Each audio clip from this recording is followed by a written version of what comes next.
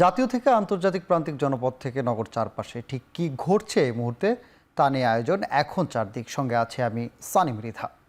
স্বরাষ্ট্র উপদেষ্টা জাহাঙ্গীর আলম চৌধুরী বলেছেন, সরকার যখনই চায় তখনই নির্বাচনের নিরাপত্তা নিশ্চিতে সর্বাত্মক প্রস্তুত রয়েছে আইন শৃঙ্খলা বাহিনী। শনিবার র্যাব 1-এর কার্যালয়ে পরিদর্শন শেষে সাংবাদিকদের কথা বলেন তিনি। স্বরাষ্ট্র উপদেষ্টা বলেন, দু একটি বিচ্ছিন্ন ঘটনা ছাড়া সবখানেই নির্বাচনের জন্য লেভেল প্লেয়িং ফিল্ড রয়েছে।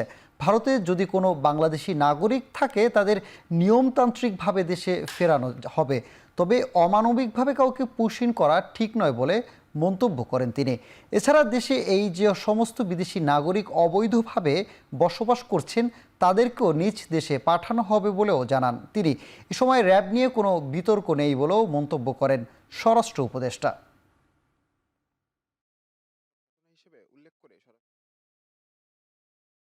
যে সময় উনি ডিসিশন নেবেন ইলেকশনের ডেট, আমরা সেই সময়ের জন্য সবসময় প্রস্তুত আছি। আমাদের দেশের নাগরিক যদি অন্য দেশে থাকে আমরা তাদের অবশ্যই নিব, বাট সেটা প্রপার চ্যানেলে আসতে হবে। লন্ডনে ডক্টর মোহাম্মদ ইউনুস এবং তারেক রহমানের বৈঠক অনেক রাজনৈতিক দল মেনে নিতে পারছে না বলে মন্তব্য করেছেন বিএনপির সিনিয়র যুগ্ম মহাসচিব অ্যাডভোকেট রুহুল কবির রিজভী।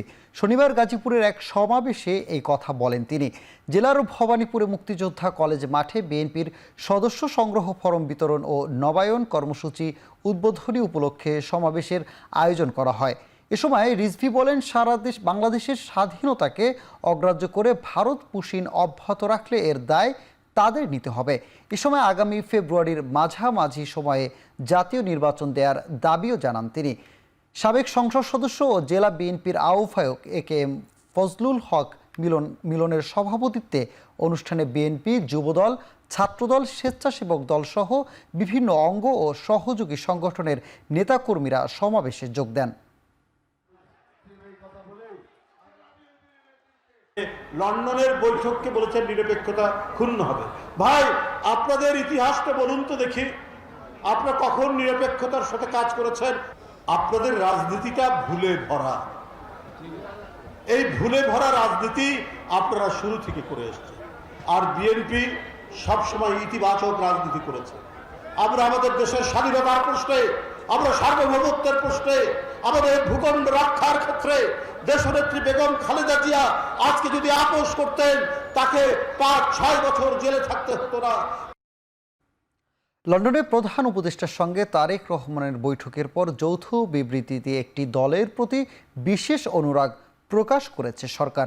এতে সরকারের নিরপেক্ষতা ক্ষুণ্ণ হয়েছে বলে বিবৃতি দিয়েছে জামায়াত। শনিবার দলটির কেন্দ্রীয় প্রচার ও মিডিয়া বিভাগ থেকে পাঠানো সংবাদ বিজ্ঞপ্তিতে এ তথ্য জানানো হয়। বিবৃতিতে বলা হয়, গত 6 জুন প্রধান উপদেষ্টা জাতির উদ্দেশ্যে ভাষণে 2026 সালের এপ্রিলের প্রথমার্ধে নির্বাচনের কথা জানান। তার এই ঘোষণার পর একটি রাজনৈতিক দলের সঙ্গে বৈঠক শেষে বিদেশে যৌথ প্রেস ব্রিফিং রাজনৈতিক সংস্কৃতির ব্যত্যয়। শনিবার সকালে দলের কেন্দ্রীয় কার্যালয়ে জামায়াতের আমিরের সভাপতিত্বে দলের কেন্দ্রীয় নির্বাহী পরিষদের বৈঠক অনুষ্ঠিত হয়। পরে দলের পক্ষ থেকে এই মতামত জানানো হয়। স্বল্প খরচে দ্রুত মামলা নিষ্পত্তি ও মানবাধিকার নিশ্চিতে 3 লক্ষ্য নিয়ে কাজ করছে আইন মন্ত্রণালয়। শনিবার জাতীয় আইনগত সহায়তা প্রদান সংস্থার কার্যালয়ে আলোচনা সভায় কথা বলেন আইন উপদেষ্টা ডক্টর আসিফ নজরুল। এ সময় তিনি বলেন, লিগ্যাল এইডের মামলা নিষ্পত্তিতে 1 জনের জায়গায় 3 জন বিচারক নিয়োগ দেওয়া হবে। মামলা স্বল্প খরচে স্বল্প সময় নিষ্পত্তি করছি, সেটার সংখ্যা 35,000।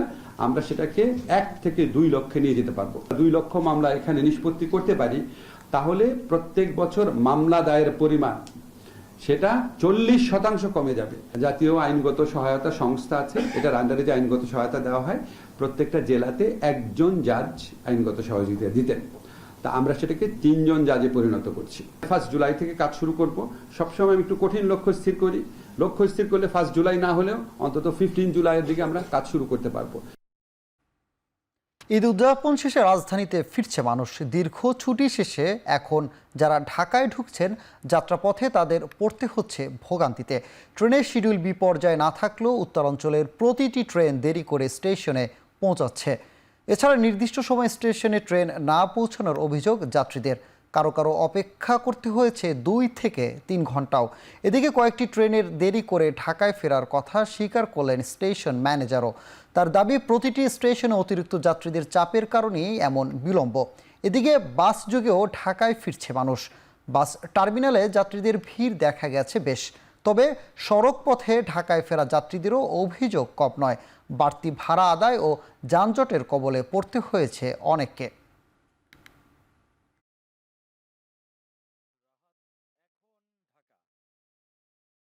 অবস্থা অনেক খারাপ। আমরা কিছু ট্রেনের মধ্যে যে খাওয়া দাওয়া নিছি কিছু খাইতে পারি, এসিতে যে জ্যাম, উঠতেই পারি না। টিকিট কাটে আমরা সিট পাই নাই, সাধারণ সিট। অনেক জায়গায় ব্রেক করছে, কোচিং অনেক হয়েছে, তার জন্য যাত্রীর অনেক ভোগান্তি হয়েছে। আধা ঘন্টা লেট হবে মাইকে অ্যানাউন্স করে, কিন্তু গাড়ি আসে 2 ঘন্টা 2.5 ঘন্টা পরে। বাড়তি ভাড়াতে একটু নিচেই, মানে যেখানে 400 টাকার ভাড়া 600 টাকার নিচে। একটু যানজট তো হবে, একটু বাড়তি ভাড়া হবে, স্বাভাবিক। টানা 6 দিনের তাপপ্রবাহ শেষে আষাঢ়ের প্রথম দিন বৃষ্টির আভাস দিয়েছে আবহাওয়াবিদ ডক্টর আবুল কালাম মল্লিক। সারা দেশে 16 জুন থেকে 22 জুন পর্যন্ত হবে ভারী থেকে মাঝারি ও থেমে থেমে বৃষ্টি। শনিবার সংবাদ সম্মেলনে এসব কথা জানায় আবহাওয়া অধিদপ্তর। এ সময় জানানো হয় 24 ঘন্টায় ঢাকায় ঝিরিঝিরি বৃষ্টি, ময়মনসিংহ, রংপুর, সিলেট ও চট্টগ্রাম সহ বেশ কিছু জায়গায় মাঝারি বৃষ্টি হতে পারে।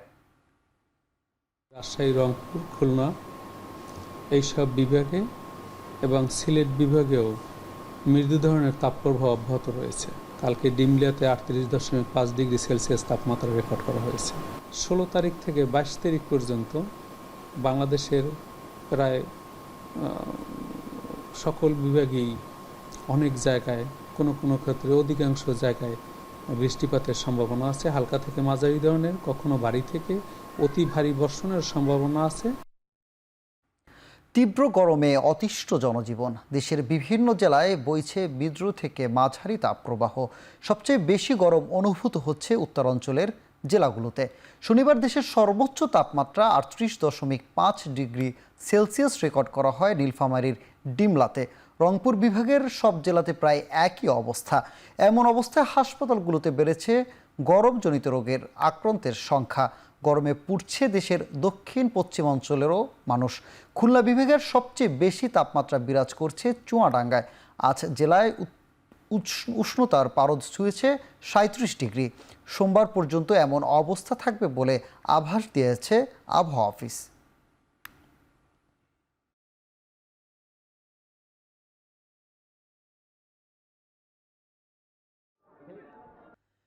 পর্যটন বান্ধব পরিবেশ সৃষ্টির লক্ষ্যে সিলেটের কোনো পাথর কোয়ারি ইজারা দেওয়া হবে না বলে জানিয়েছেন বন ও পরিবেশ ও জলবায়ু বিষয়ক উপদেষ্টা সৈয়দা রিজওয়ানা হাসান।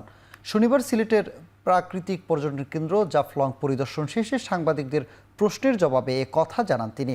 উপদেষ্টা আরও বলেন, পাথর উত্তোলনের সঙ্গে জড়িতদের বিকল্প কর্মসংস্থান সৃষ্টির জন্য সরকারের ইকো ট্যুরিজম গড়ে তোলার পরিকল্পনা রয়েছে। এ সময় সিলেটের সৌন্দর্য ও পরিবেশ রক্ষায় পাথর কোয়ারির আশপাশের এলাকায় সব ক্রাশার মেশিন বন্ধ করে দেওয়া হবে বলে জানান জ্বালানি উপদেষ্টা ফাউজুল কবির খান।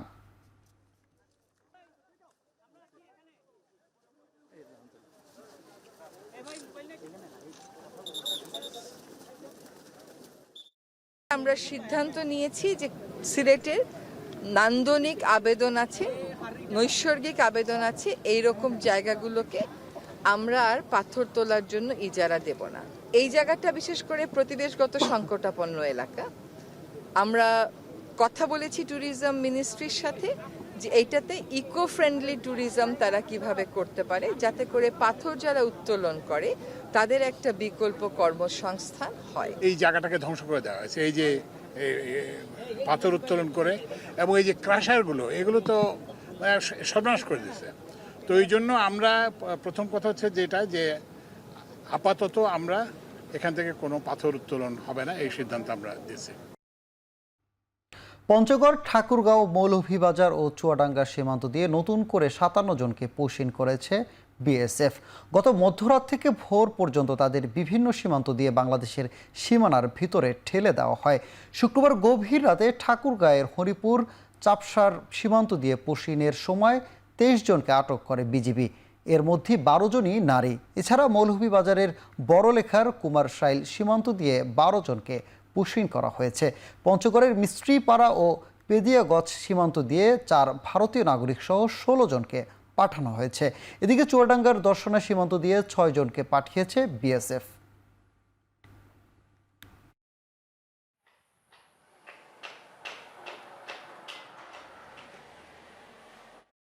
বান্দরবানের আলী কদমে 2 পর্যটকের মৃত্যুর ঘটনায় ট্যুরিস্ট স্পটের গ্রুপের অ্যাডমিন বর্ষা ইসলামকে গ্রেপ্তার করেছে পুলিশ। শনিবার আলী কদম থানায় মৃত পর্যটক স্মৃতি আক্তারের বাবা মোহাম্মদ হাবিবুর রহমান মামলা করলে তাকে গ্রেপ্তার দেখানো হয়। মামলার বিবরণে বলা হয়, অভিযুক্ত বর্ষা ইসলাম প্রশাসনের কোনো অনুমতি ও প্রয়োজনীয় নিরাপত্তা প্রস্তুতি ছাড়াই 33 জন সদস্য নিয়ে দুর্গম পাহাড়ি এলাকায় ট্যুরি পরিচালনা করে। এছাড়া পর্যটকদের পাহাড়ি ঝুঁকিপূর্ণ পথ পাড়ি দিয়ে আলী কদমের দিকে পাঠায়। 11 জুন বিকেল কুরুকপাতা ইউনিয়নের শামুক ঝর্ণা এলাকায় প্রবল স্রোতে স্মৃতি আক্তার, হাসান চৌধুরী শুভ ও শেখ জুবাইরুল ইসলাম নিখোঁজ হন। পরদিন 12 জুন মাতামুহুরী নদী থেকে জুবাইরুল ও 13 জুন তৈন খাল থেকে স্মৃতি আক্তারের মরদেহ উদ্ধার করে পুলিশ। এখনও নিখোঁজ রয়েছেন হাসান চৌধুরী।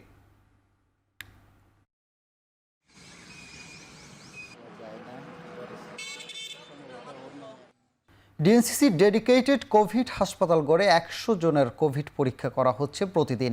প্রয়োজন সাপেক্ষে সংখ্যা বাড়ানোর কথা ভাবছে হাসপাতাল কর্তৃপক্ষ। এদিকে ডিএনসিসি ডেডিকেটেড কোভিড মহাখালী হাসপাতালের বহির্বিভাগে রোগীদের চাপ দেখা যায়। সর্দি কাশি ছাড়াও মৌসুমি রোগের উপসর্গ নিয়ে আসছেন দেখা যায় অনেকেই। এ সময় হাসপাতালে মাস্ক পরতে দেখা যায়নি অধিকাংশ রোগীকে। হাসপাতালটির পরিচালক জানান, ডেঙ্গু আক্রান্ত হয়ে ভর্তি রোগীদের অধিকাংশই দেশের বিভিন্ন জেলা থেকে এসেছেন। রোগী বাড়লেও নিরবিচ্ছিন্ন সেবা নিশ্চিতে স্বাস্থ্যকর্মীও বাড়ানোর কথা ভাবছে হাসপাতাল কর্তৃপক্ষ।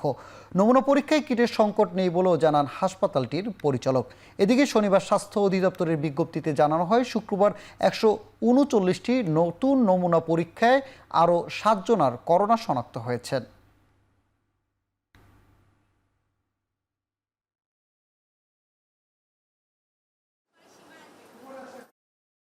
আমাদের প্রায় প্রত্যেকটা বেডেই অক্সিজেন লাইন রয়েছে, সাথে আমাদের হাই ফ্লো নেজাল ক্যালোরা রয়েছে, আমাদের আরটিপিসিআর ল্যাব রয়েছে এবং র্যাট টেস্টও তো রেগুলারলি হচ্ছে। কোভিডে আমরা দেখেছি যে শিশুদের সাধারণত সিভিয়ার হয় না, কিন্তু এইবার যে হবে না উই ক্যানট টেল দিট, কারণ যেহেতু এই ভেরিয়েন্টটা টোটালি নতুন। আমরা হয়তো আরও কিছুদিন গেলে অবজার্ভ করতে পারবো যে শিশুদের জন্য এটার এফেক্ট কী, তখন হয়তো আমাদের আরও নেসেসারি মেজার নিতে হবে। চাকরি স্থায়ীকরণ ও বকেয়া বেতনের দাবি জানিয়ে সংবাদ সম্মেলন করেছেন ইআরপিপি প্রকল্পে নিয়োগ পাওয়া চিকিৎসক সহ মেডিকেল কর্মীরা। দাবি না মানলে কঠোর কর্মসূচির ঘোষণা হুঁশিয়ারি দিয়েছেন তারা। মহাখালী স্বাস্থ্য অধিদপ্তরের সামনে শনিবার সংবাদ সম্মেলনে তারা বলেন, করোনা নিয়ন্ত্রণে সম্মুখ যোদ্ধা হিসেবে ইআরপিপি প্রকল্পের অধীনে কর্মরত 1400 জন কর্মীকে বেতন না পাওয়া মানবেতর জীবনযাপন করছে। 2020 সাল থেকে করোনা নিয়ন্ত্রণে চিকিৎসক থেকে শুরু করে lab consultant, nurse, technologist, computer operator, lab attendant, ward boy, আয়া এবং পরিচ্ছন্ন কর্মী দেশ জুড়ে জীবনরয় তুচ্ছ করে মানুষের সেবা করেন। দেশে আবারও করোনা পরিস্থিতি বাড়ছে। এ অবস্থায় নতুন করে জনবল নিয়োগ কাজ করছে সরকার, যা কোভিড যোদ্ধাদের সঙ্গে অন্যায়।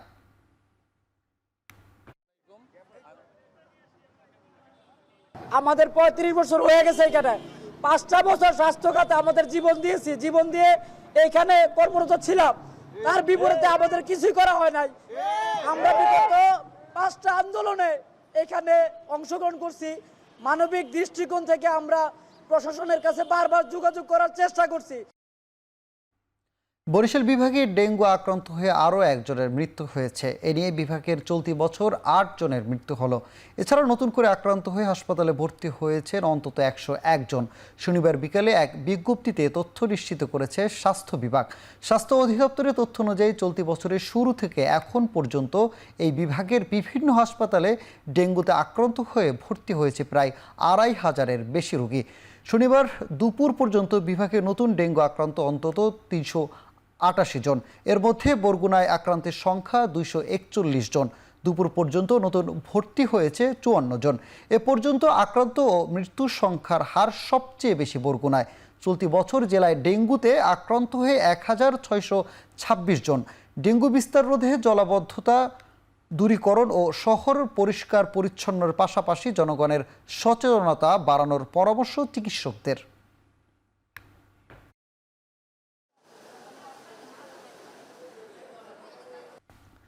একই দিনে দিনাজপুর, ঝালকাঠি, চট্টগ্রাম ও কুষ্টিয়ার আলাদা সড়ক দুর্ঘটনায় নিহত হয়েছে 11 জন। এছাড়া আহত হয়েছে আরও 17 জন।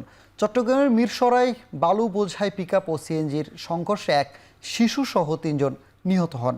শনিবার বিকেলে মিরসরাই খাগড়াছড়ির সড়কে আজমনগরে এ দুর্ঘটনা ঘটে। কুষ্টিয়ার খোকসায় সড়ক দুর্ঘটনায় এক সেনা সদস্য নিহত হয়েছেন। বিকেলে কুষ্টিয়ার রাজবাড়ী আঞ্চলিক মহাসড়কের মোড়াগাছা এলাকায় এই দুর্ঘটনা ঘটে। এদিকে ভোরে দিনাজপুরের ঘোড়াঘাটে বাস ট্রাক সংঘর্ষে 5 জন নিহত হন। এই দুর্ঘটনায় আহত হয়েছে আরও 15 জন। পুলিশ জানায় দিনাজপুর গোবিন্দগঞ্জ মহাসড়কের ঘোড়াঘাট পৌর শহরের নূরজাহানপুর এলাকায় এই মর্মান্তিক দুর্ঘটনা ঘটে। এছাড়া ঝালকাঠির রাজাপুরে বাস ও পিকআপ মুখোমুখি সংঘর্ষে 2 জন নিহত হয়েছেন। পুলিশ জানায় দুপুরে পিকআপ ভ্যানটি ভান্ডারিয়া থেকে বরিশালের দিকে যাচ্ছিল। এ সময় বিপরীত দিক থেকে আসা একটি বাসের সঙ্গে মুখোমুখি সংঘর্ষ হয়।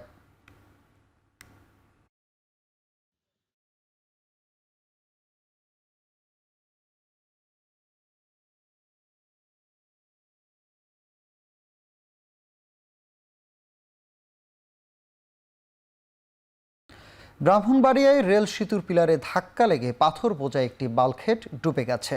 শনিবার সকালে আশুগঞ্জ উপজেলার মেঘনা নদীতে এই দুর্ঘটনা ঘটে। তবে এই ঘটনায় কেউ হতাহত হয়নি বলে নিশ্চিত করেছে স্থানীয় প্রশাসন।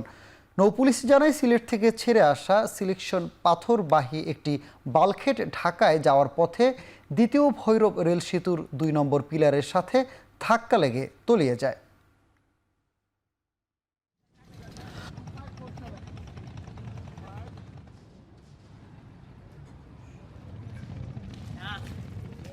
গণ অধিকার পরিষদের সভাপতি নুরুল হক নূরের উপর পটুয়াখালীতে হামলার প্রতিবাদে বরিশালের মশাল মিছিল ও বিক্ষোভ সমাবেশ করেছে দলটির নেতাকর্মীরা। শনিবার রাতে গণ অধিকার পরিষদ বরিশাল জেলা ও মহানগর শাখার উদ্যোগে এই মশাল মিছিল ও বিক্ষোভ সমাবেশ অনুষ্ঠিত হয়। মিছিলটি কেন্দ্রীয় শহীদ মিনার সামনে থেকে শুরু হয়ে নগরীর প্রধান সড়ক প্রদক্ষিণ করে সদর রোডের অশ্বিনী কুমার হলের সামনে এসে শেষ হয়। এ সময় নুরুল হক নূরের উপর যারা হামলাকারীদের দ্রুত গ্রেপ্তার করে আইনগত ব্যবস্থা নেওয়ার দাবি জানান নেতা কর্মীরা।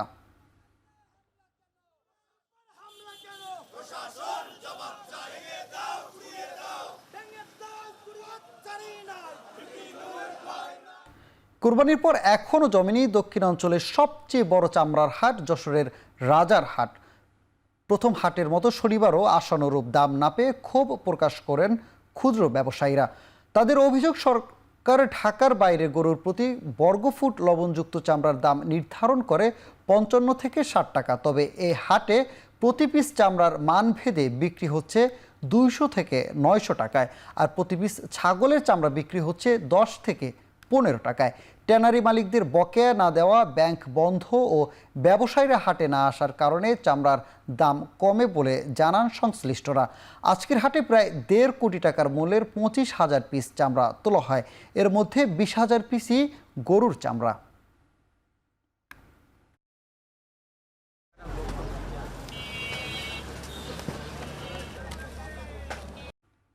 এবার আন্তর্জাতিক প্রসঙ্গ। ইসরায়েলকে সহায়তা করলে মধ্যপ্রাচ্যে থাকা যুক্তরাজ্য, যুক্তরাষ্ট্র ও ফ্রান্সের সামরিক ঘাঁটি ও জাহাজে হামলার হুমকি দিয়েছে ইরান। দেশটির আধা সরকারি সংবাদ সংস্থা মেহরের বরাত দিয়ে তথ্য প্রকাশ করেছে বিভিন্ন আন্তর্জাতিক গণমাধ্যম। এদিকে ইরান যদি আরও ক্ষেপণাস্ত্র হামলা চালায় তাহলে তেহরানকে চড়া মূল্য দিতে হবে বলে হুমকি দিয়েছেন ইসরায়েলের প্রতিরক্ষামন্ত্রী ইসরায়েল কাটস। দ্বিতীয় দিনের মতো এমন সংঘাত উত্তেজনা অব্যাহত থাকায় অনির্দিষ্টকালের জন্য বেন গুরিয়ন বিমানবন্দর বন্ধ ঘোষণা করেছে ইসরায়েল। তবে লেবানন, জর্ডান সহ অঞ্চলটির অন্যান্য দেশ শনিবার তাদের আকাশসীমা খুলে দিয়েছে। শুক্রবার থেকে এখন পর্যন্ত ইসরায়েলকে লক্ষ্য করে 1.5 শতাধিক মিসাইল ছুঁড়েছে ইরান। 3টি বিমান ঘাঁটি ক্ষতিগ্রস্তের পাশাপাশি প্রাণ হারিয়েছে কমপক্ষে 4 ইসরায়েলি। এছাড়া এ পর্যন্ত ইসরায়েলি হামলায় ইরানের 20 শীর্ষ সামরিক কর্মকর্তা সহ অন্তত 78 জন প্রাণ হারিয়েছেন।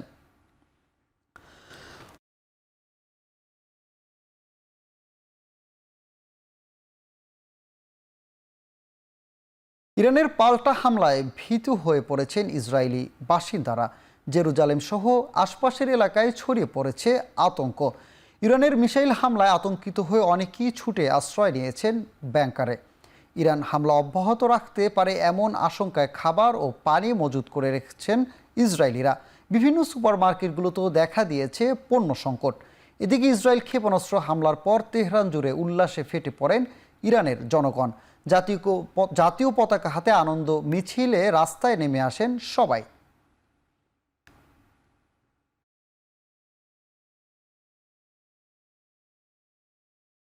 להצטייד במזון, אז אני עושה כמו כל עם ישראל, אבל להצטייד במזון ולפעול על פי ההוראות. It's more like worrying about what's the end game.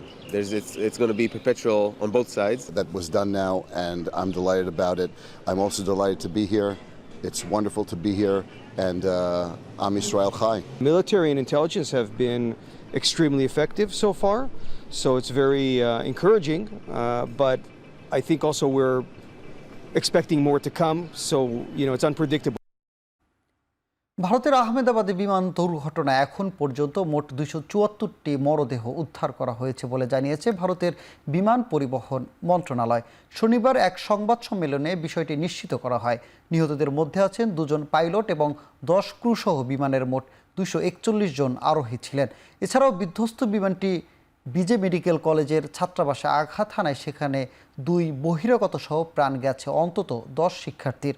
উদ্ধার করা গেছে বিমানের ব্ল্যাক বক্স। ক্ষতিগ্রস্ত এলাকার ধ্বংসাবশেষ সরানো থেকেও আহতদের উদ্ধার অভিযানে অংশ নিয়েছেন 40 জন ইঞ্জিনিয়ার এবং 100-রও বেশি কর্মী। এর আগে গেল বৃহস্পতিবার লন্ডনগামী এয়ার ইন্ডিয়ার বোয়িং ড্রিম লাইনের 787 মডেলের বিমানটি উড্ডয়নের কিছুক্ষণের মধ্যে বিধ্বস্ত হয়।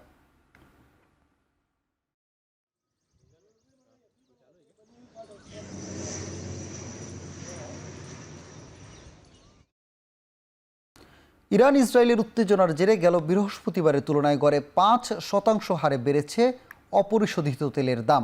আল জাজিরার তথ্য বলছে শুক্রবার ভোরে তেহরানে হামলার পর অপরিশোধিত তেলের এই দাম গত 6 মাসের মধ্যে সর্বোচ্চ 13% পর্যন্ত বেড়ে যায়। শনিবার যেখানে প্রতি ব্যারেল অপরিশোধিত তেলের দাম ছিল $6.29 মার্কিন, বর্তমানে তা বেড়ে $75.65 পৌঁছেছে।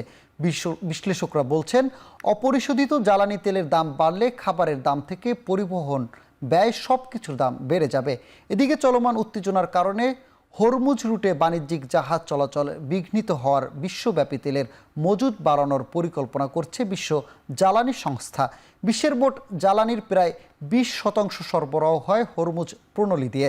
মধ্যপ্রাচ্যের তেল ও গ্যাস উৎপাদক দেশগুলো জ্বালানি বিশ্ববাজারে রপ্তানি করে এই পথ দিয়েই।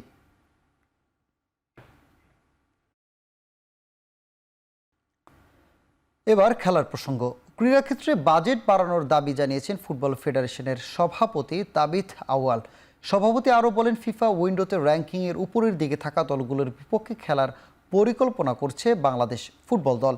ফুটবলের বিভিন্ন কার্যক্রম ও ভবিষ্যৎ পরিকল্পনা নিয়ে শনিবার সংবাদ সম্মেলনে গণমাধ্যমের মুখোমুখি হন ফেডারেশনের নির্বাহী কমিটির চেয়ারম্যানরা, যেখানে তারা তাদের দায়িত্ব নেওয়ার পর সকল কাজ এবং ভবিষ্যৎ কর্মপরিকল্পনা তুলে ধরেন।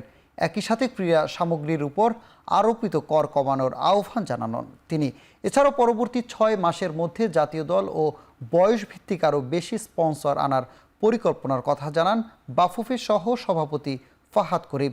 এদিকে এশিয়ান কাপে বাছাই পর্বের ম্যাচে সিঙ্গাপুরের বিপক্ষে হেরে পূর্ণ 3 পয়েন্ট খুঁয়েছে বাংলাদেশ, যে কারণে সংবাদ সম্মেলনে জাতীয় দলের কোচ হ্যাভিয়ার কাবরেরার অপসারণের দাবি জানিয়েছেন বাফুফের নির্বাহী সদস্য সাখাওয়াত হোসেন শাহিন।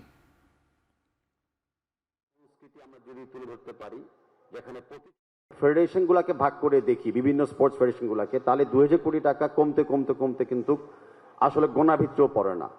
তো আমাদের একটা দাবি থাকবে বিএফএফ এর পক্ষ থেকে ক্রীড়ার উপরে বাজেটের যেন অ্যালোকেশনটা আরো বাড়ানো হয়। আগামী বাজেট অধিবেশন পাশ করার সময় যেন স্পোর্টস ইকুইপমেন্টের উপরে এই 36% ট্যাক্স মুকুব করা হয়। এশিয়ান কাপ কোয়ালিফিকেশনের জন্য এখনো ফাইট দিচ্ছি। ভবিষ্যতে অলিম্পিক্স কোয়ালিফায়ার আসবে, এশিয়ান গেমস আসবে, ওয়ার্ল্ড কাপ আসবে। তো এই প্রস্তুত হওয়ার জন্য ওই লেভেলের টিমের সাথেও আমাদের কিন্তু প্রতিযোগিতামূলকভাবে খেলতে হবে। গ্লোবাল সুপার লিগে হোবার্ট হারিকেন্সের হয়ে খেলবেন না রিশাদ হোসেন। অন্যদিকে গায়ানা দলেও জায়গা হয়নি বাংলাদেশি পেসার তানজিম সাকিবের। গত বছর প্রথমবারের মতো 5টি দেশের ফ্রাঞ্চাইজি লিগের 5 দল নিয়ে আয়োজন হয়েছিল গ্লোবাল সুপার লিগ। আগামী 10 জুলাই গায়ানায় শুরু হচ্ছে জিএসএল এর দ্বিতীয় আসর। আসন্ন এই টুর্নামেন্টকে সামনে রেখে গায়ানার অ্যামাজন ওয়ারিয়র্স, হোবার্ট হ্যারিকেন্স ও সেন্ট্রাল স্ট্যাক্স নিজেদের স্কোয়াড ঘোষণা করেছে। তবে এখনও স্কোয়াডে জায়গা করেনি ডিফেন্ডিং চ্যাম্পিয়ন রংপুর রাইডার্স। হোবার্টের হয়ে রিশাদের খেলার গুঞ্জন থাকলেও দল পাননি তিনি। এদিকে জিএসএল এর মতো আসরের গায়ানায় অ্যামাজনের ওয়ারিয়র্সের হয়ে খেললেও এবার দলটির স্কোয়াডে জায়গা হয়নি বাংলাদেশের পেসার তানজিম হাসান সাকিবের। তবে বেশ শক্তিশালী দল ঘোষণা করেছে তারা।